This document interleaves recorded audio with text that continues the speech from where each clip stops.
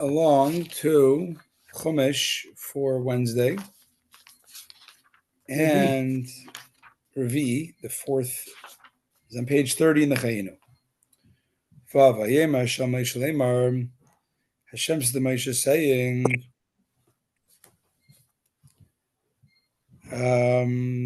came the daughters of Tzlavcha are pleading correctly. You should surely give them a possession of heritable property among their father's brothers,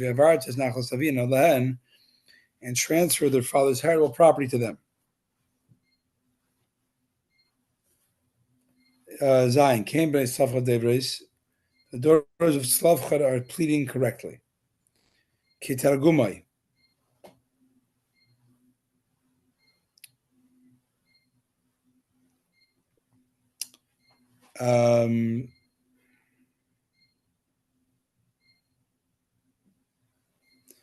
Translate is correct. Meaning Hashem says they spoke correctly. This is indeed the halacha in heaven. This tells us that their eyes, the daughters of Tzlavcha, they pursue Moshe's eyes tonight. Yesterday we came that the daughters of Tzlavcha, their father died, and he had no sons, so he I'm just going to ask you to mute yourself till we you can unmute if you have a question. The daughters of Tzlavcha said, what do we want our father's land. He has no sons. And indeed, Moshe didn't know the halacha. He said, why didn't he know it? Either it was a punishment or it was to give these women the credit of their of their loftiness, of their holiness. And God agrees. They're right. Yes, they're speaking right. That they Cain benos Tzlavcha dovros. Cain in Hebrew, right, means Yafatov. They made a fair claim. Praise the person whose words Hashem's. Praise the person to whose words the Holy One says blessing agrees.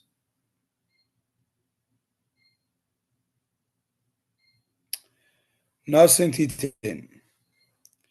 You should surely give them 2 portions. The portion of their father who was among those who went out of Egypt, and his portion with his brothers in the possession of Chefer, their father.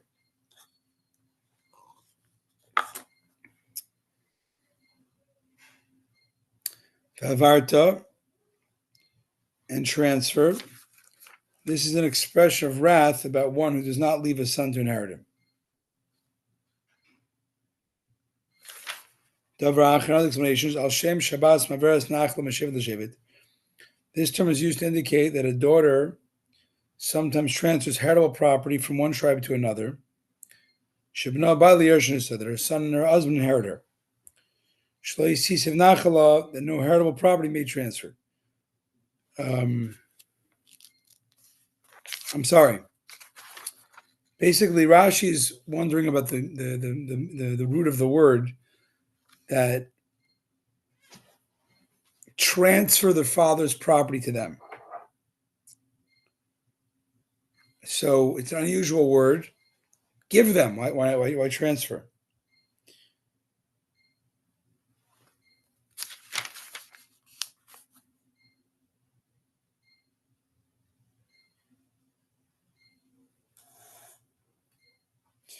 So one is because it comes from the same root of anger.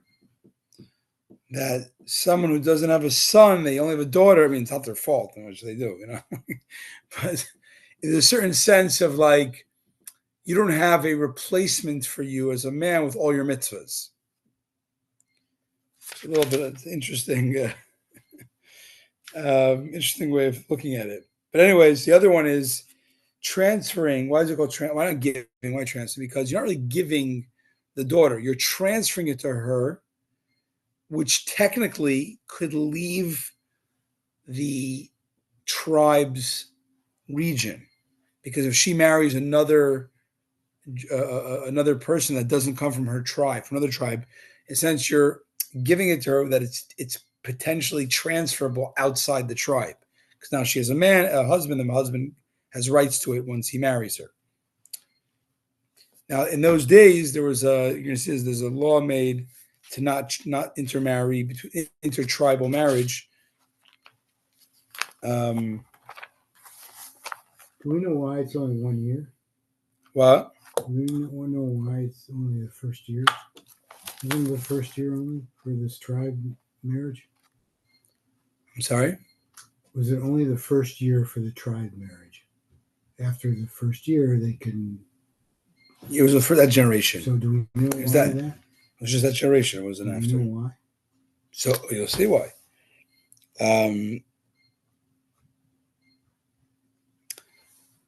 That we're going to see soon that because the tribe, I think later parsha, the tribes are upset. Her tribe, these daughters, Menashe, that they're going to lose. It's not. They don't want to they want to have their families from that tribe be side by side. They don't want some other tribe sticking in a portion. So God says for that generation, for the first generation, I believe, of going to land, they couldn't intermarry to other tribes in order not to chop up the land. That's it. Okay, fine. Ches. So now God gives the laws of inheritance.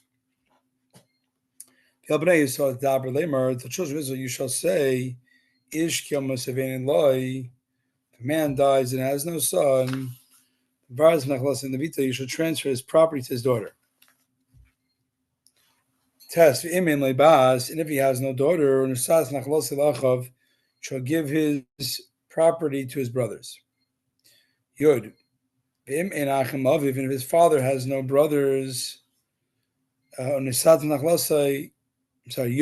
If he has no brothers, then you give it to the brothers of his father, his uncle, of the deceased. Yud Aleph. If the father, there's no uncles, brothers to his father. He gives it to the property inheritance to his relative, Akarvilov, who's closest to him, Mishpachte, from his father's family, and he will inherit it. And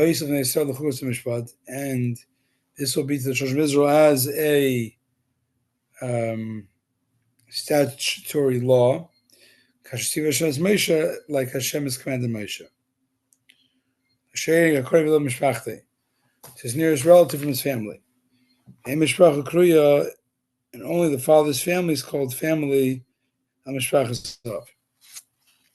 Beis. From ascend this mount, this crossing point, and see the land that I have given to the children of Israel. Ascend Mount Evarim. Why is this juxtaposed here? Since Hashem has said, you shall surely give him possession, Moshe said,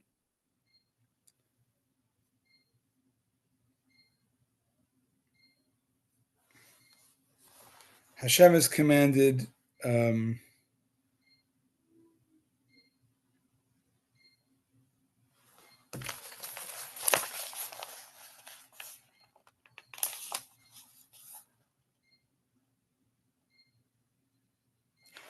send to Mount Havarim, observe the land that I've given to the children of Israel. Yeah.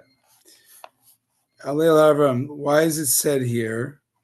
Since Hashem said, you shall give it to them, Moshe said, Hashem has asked me to apportion land. Maybe this means that the decree has been annulled unto the land.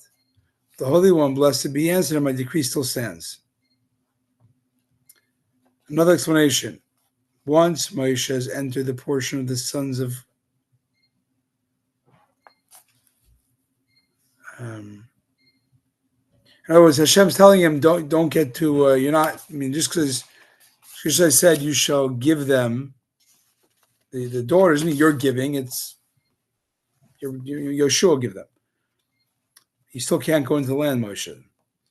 Another explanation is, we're about to talk about the inheritance. We're going to see it next week. that there's an annexed area of land that they won from Sichon, the Amorites, to the east of the river Jordan, which now we'll see the sons of Gad and Ruvain take. So he rejoiced and said, Kimeduma, it seems my vow has been annulled. It's a parable to a king that decreed in his son that he should enter the entrance of his palace. Once he enters the gate, and like the king says, Crown Prince, you're banished from the palace. The kid keeps going in anyways. He follows the king to the gate. He goes after to the courtyard. He goes to the big hall. The kid still follows. Once he goes to his private room, the king says, "Here you're forbidden to enter." So Moshe thought he's already in Israel, kind of like a bonus Israel annexed area. No, that's not. You can't go to the holy inland. Yud Gimel you will see it then too. You too will be gathered to your people. Just as Aaron your brother was gathered. Just as Aaron your brother was gathered. From here we see that Moshe desired Aaron's form of death. Another explanation: you're no better than Aaron, because you did not sanctify. You both didn't sanctify me. Had you by the waters and the rock? Had you done, you wouldn't have been passing away now. And you'll notice whenever it mentions the death of Moshe and Aaron, it mentions their sin. Why? We said this earlier, because since most of the people of that generation, they were decreed not to go into the land because they golden calf and didn't believe in God by the spies. So Moshe said, whenever you mention my death, mention the reason why was only because of that Moshe got angry and Moshe hit the rock, but not that he was one of the people that didn't believe in God's power. This is a parable of two women that are being flogged in court. One, Achas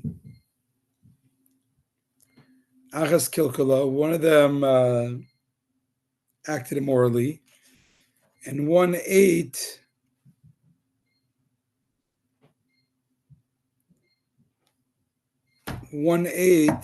unripe figs in the Shemitah year. Like one did a big sin and one did like a whatever. So the one that ate figs in the Shemitah year that she shouldn't have, whatever the case is,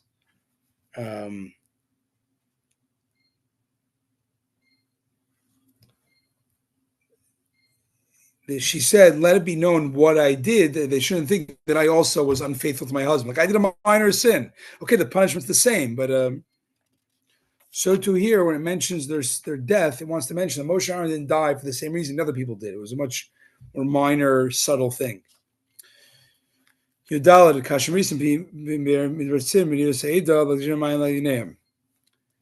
was decreed upon you because you disobeyed my orders in the Tzin desert, to sanctify me with the waters in full view of the community when they contended against me. These are the waters of contention in the Tzin desert. These are the waters of contention Kaddish. These alone were the cause of their sin, for they had another iniquity. Another explanation is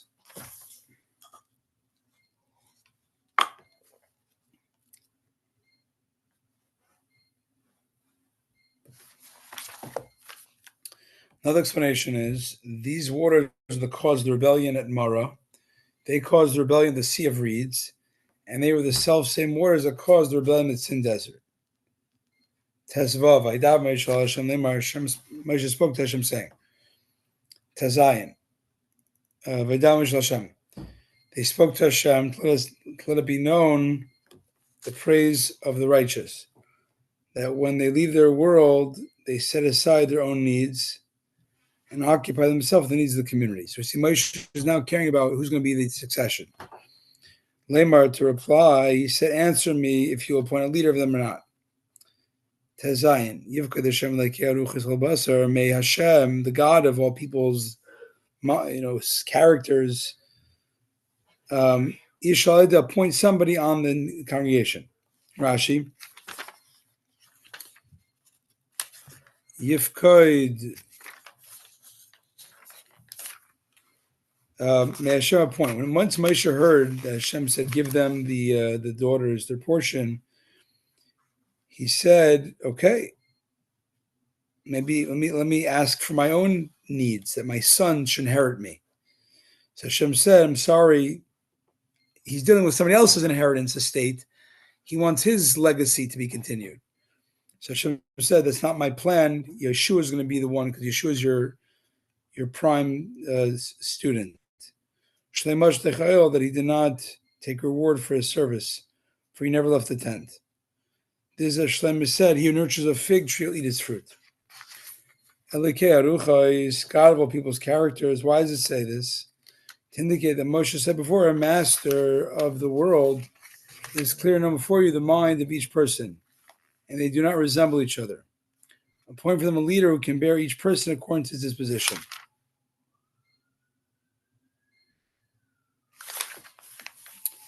Appoint a leader who will go out before them, and return. Will go in front of them. That he will bring them and lead them safely, bring them back safely. They see how this is all, that it should not be the Hashem's congregation, like a sheep that have no shepherd. Rashi, who will go in front of them. Not in the way of kings, the nations who stay at home and send their troops to war.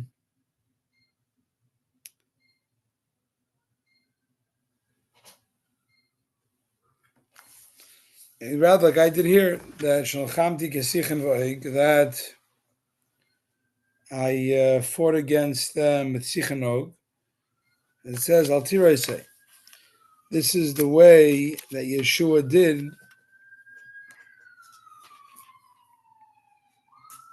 So to David said, he comes out and comes back before them. He goes at their head and comes back at their head. Like a good military leader. Pashitim will bring them, he'll lead them out with his merits and bring them back with his merits. Meaning he's going to be successful because of his holiness, his righteousness. Another explanation that he brings them back, that this next leader, let him actually bring them home to the promised land. Not like you did to him, not like me, that I took them out of Egypt, but I didn't get to bring them in.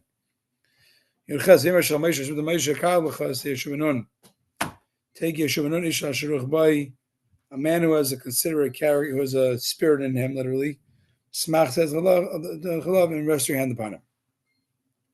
Take him with words. Praise are you that you have merited to lead the children of the omnipresent. L'cha, to you, Shabbat l'cha, ezeh she'atem makir.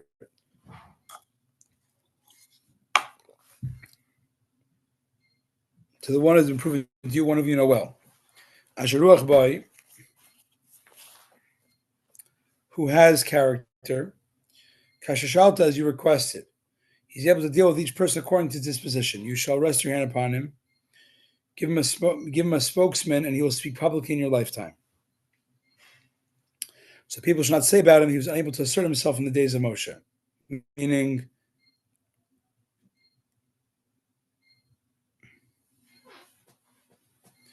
he shall have him stand before the entire community, and direct him concerning Israel in full view of the community. And direct him, the children of Israel, know they are bothersome, they are stubborn. On these terms, you accept them. Meaning, no, it's not going to be easy. You shall place some of your majesty upon him. That you should hear, the entire community of Israel shall heed his words. Shall place some of your majesty upon him. This is the shining skin of your face. Mehodcha, from your majesty, not all your majesty. So here we learn Moshe is like the sun, and your face of Yeshua is like the moon. It's a little more diminished.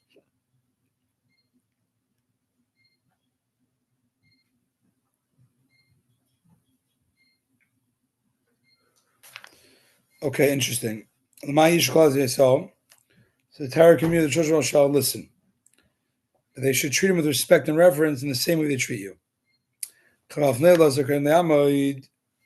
He will ever stand for laws of the Koyin, require of him the ruling of the Urim before Hashem. Al piv yetzu, al piv yavayu. By his mouth they shall go out, and by his mouth they shall come in. Hu chalash bnei Yisrael itoi, chalida he and all the children of Israel as well as the entire congregation. However, stand for laws of the Kohen. Hereby the request you made will be fulfilled.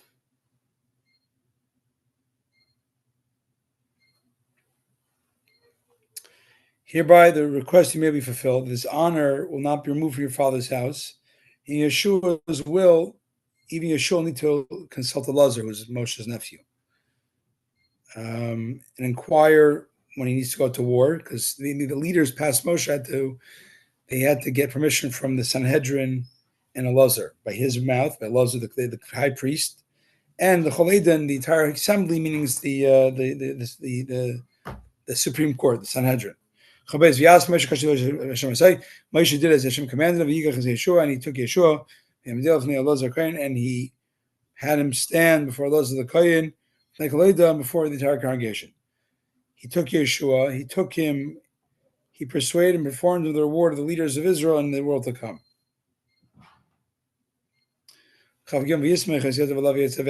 rested his hands upon him, directed him.